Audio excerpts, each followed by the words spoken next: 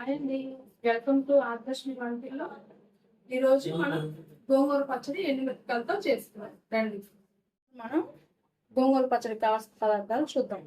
గోంగూర, ఎండుమిరపకాయలు, ధనియాలు, జీలకర్ర, తాలింపులు, ఎండుమిర్చి, వెల్లుల్లి, ఉప్పు, పెద్దుల్లిపాయ, కరివేపాకు, కొంచెం చింతపండు, మిక్సీ వేయడానికి కొంచెం వెల్లుల్లి.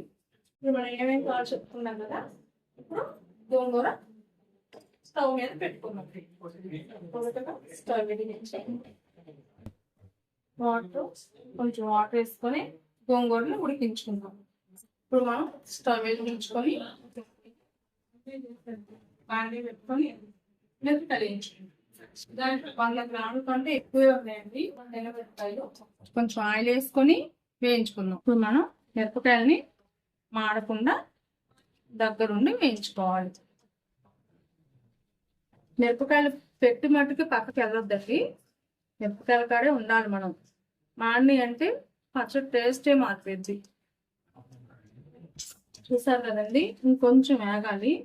ఇంకొక 2 నిమిషాలు వేగితే సరిపోతుంది. 2-3 నిమిషాలు చూసుకొని వేపుకోవాలండి. టైం ఏముంది మనకి, చూస్తూ ఉంటే అర్థమైపోద్ది. ఇంకొంచెం వేగాలండి. వేగాక మనం ఈ పక్కగా తీసుకొని తర్వాత ధనియాలు వేసుకుంటాం. మిరపకాయలు వేగనియండి. మనం ఇప్పుడు స్టవ్ ఆఫ్ చేసుకుందాం, మళ్ళీ వెలిగిద్దాంలే. మిరపకాయలు ఇప్పుడు వేగిని పక్కగా తీసుకుందామండి. ఇదే బాండి స్టవ్ మీద పెట్టుకొని ఇందాక మిరపకాయలు పెట్టుకున్న బాండి మళ్ళీ పెట్టుకొని స్టవ్ వెలిగించుకుందాం. కాస్త సిమ్లో పెట్టేసుకొని ధనియాలు వేసుకుందాం. ధనియాలు వేసుకుందాం. 1/2 కప్పు ఉంటాయండి, ఆ మాత్రం ఉండాలి. ఇందాక 4 కట్టల గోంగూర మనం కడిగి ఉడికించుకున్నాం కదా, 4 కట్టల గోంగూర తీసుకున్నానండి. కడిగి ఉడికించాలి. ఇంకా బాగా ఉడకాలి. ఈ నీళ్ళన్నీ ఇంకిందాక ఉడికితే కరెక్ట్గా ఉడికినట్టు. ఇప్పుడు ధనియాలు వేయించుకోవాలి. కొంచెం ఆయిల్ సరిపోద్ది, కానీ కొంచెం ఆయిల్ వేసుకుందాం. జీలకర్ర కూడా వేసి వేయించాలి కదా.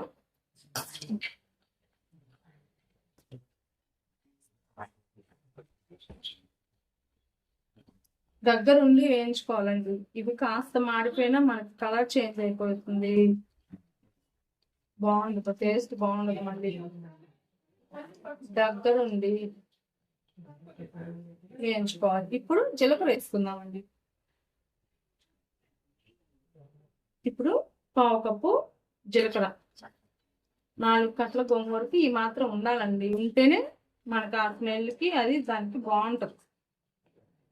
నేను చాలాసార్లు చేశానండి, చాలా ఇష్టపడతారు మా ఇంట్లో. ఇప్పుడు ధనియాలు, జీలకర్ర 2 కలిపి వేయించేసుకుందాం. అవి కొంచెం ద్వారగా వేగాక స్టవ్ ఆఫ్ చేసుకుందాం.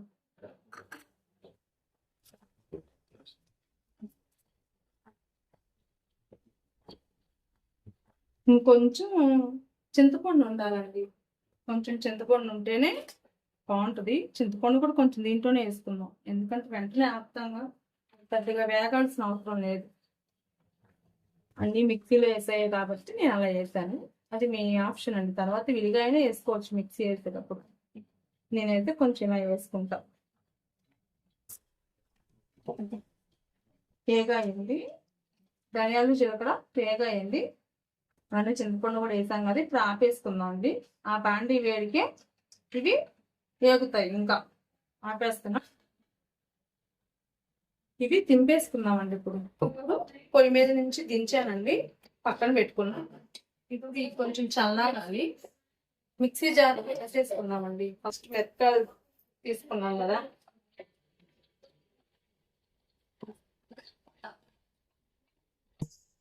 ఇప్పుడు ధనియాలు, జీలకర్ర, చింతపండు మొత్తం దీంట్లోనే ఉడికిస్తున్నా.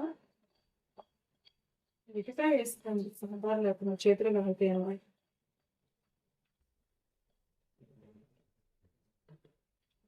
కొంచెం జాగ్రత్తగా వేసుకోండి, బాండీ కాలిద్ది కదా చూసుకోండి. ఇప్పుడు మనం కాస్త ఉప్పు చూసుకొని వేసుకుంటామండి మోయినంగా. దీనికంటూ కొలతలే ఉండవు, మనకి ఐడియా మనకు అర్థమైపోతుంది ఇంట్లో. ఇప్పుడు చూస్తారు కదా నా చేతితో వేసేసాను. ఇప్పుడు దీన్ని కాస్త మిక్సీ కట్టేసుకుందాం, నేను మళ్ళీ వస్తా. దీంట్లో ఇంకొంచెం మెదగాలి. దీంట్లోనే వెల్లుల్లి కూడా వేసేసుకొని ఇంకొక 2 ట్రిప్పులు తిప్పామంటే ఎదిగిపోయింది. వెల్లుల్లిపాయలు వేసుకున్నామండి. దీన్ని ఇంకొంచెం మిక్సీ పట్టి వద్దాం. మనం మిక్సీ వేసుకున్నాం కదండి, మెదిగింది. ఇప్పుడు గోంగూర ఉడికిందో లేదో చూసుకుందాం రండి. గోంగూర ఉడికిందో లేదో చూసుకుందామండి. మనకు పప్పు గుత్తు కూడా అవసరం లేదండి, ఎందుకంటే పచ్చడి కదా, కొంచెం కచ్చాపచ్చాగా మనకి బాగలేదు. ఇది కొంచెం ఉడకాలండి. ఇంకొంచెం ఉడికితే మనకి ఇట్లా నీరు ఉన్నప్పుడు మనం ఇట్లా మెదుపుతుంటే, రోట్లో అయితే వేసుకోవచ్చండి, కానీ ఇప్పుడు నేను రోట్లో వేయట్లేదు. ఇది మెత్తగానే మెదిగిపోద్ది. ఆ పౌడర్ వేసేసి దీంట్లో కలిపేస్తాం, మిరపకాయల పౌడర్. ఇప్పుడు గోంగూర ఇంకొంచెం ఉడికితే సరిపోతుందండి, పప్పు గుత్తు కూడా ఏం అవసరం లేదు. ఆ మిర్చి పౌడర్ వేసేసి మనం కలిపుకొని తర్వాత తాలింపు పెట్టేసుకుంటే సరిపోతుంది. ఇప్పుడు ఈ మిక్సీ వేసుకున్న పౌడర్ని వేసేద్దాం.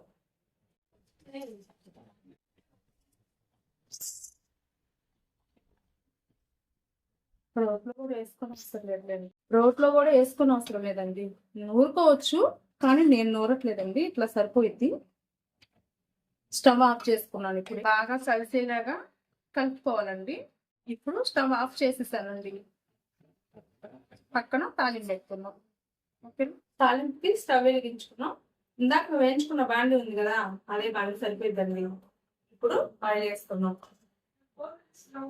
గోంగూర పచ్చడికి కొంచెం ఆయిల్ ఎక్కువ ఉంటేనే బాగుంటుంది, ఏంది ఆయిల్ ఎక్కువ వేస్తుంది అనుకోకండి, ఒకసారి చేసి చూడండి, బాగుంటుంది, నచ్చింది.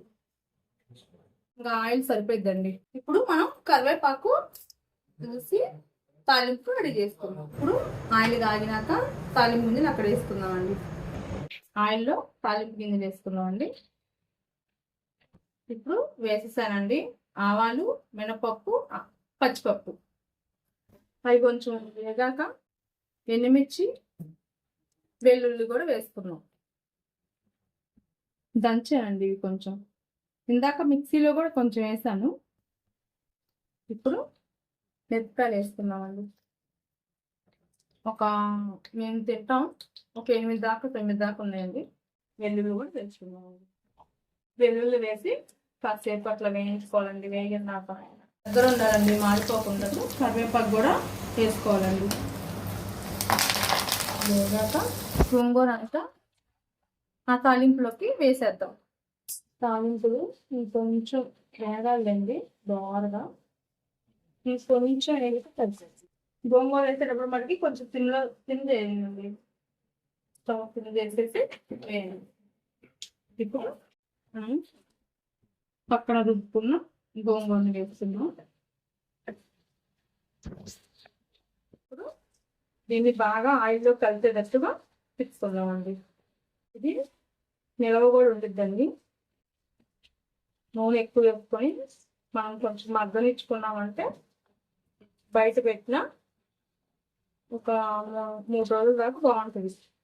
మనం ఇప్పుడు ఉల్లిపాయలు కోసి పెట్టుకున్నాం కదండి, అవి కూడా వేసామంటే బాగుంటాయండి, మధ్య మధ్యలో తగులుతూ తినేటప్పుడు బాగుంటుంది. అవి ఇంకా విడదీసి వేసుకుంటే మనకి ఇంకా ఈజీగా అవుతుంది. ఇది ఒక్క 2 నిమిషాలు మగ్గాలండి నూనెలో, కొంచెం మగ్గితే మనకి గోంగూర పచ్చడి అయిపోయినట్టే. ఇప్పుడు ఈ గోంగూర వేరే గిన్నెలోకి మార్చుతామండి. ఇప్పుడు అయిందండి, ఇది వేరే గిన్నెలోకి మార్చేద్దాం. వేరే గిన్నెలోకి మార్చేసుకుందాం.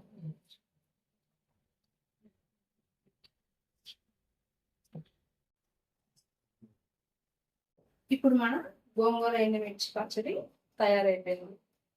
అలానే ఆదిలక్ష్మి వంటిల్లు ఛానల్ని కూడా సబ్స్క్రైబ్ చేసుకోండి, షేర్ చేయండి, లైక్ కొట్టండి.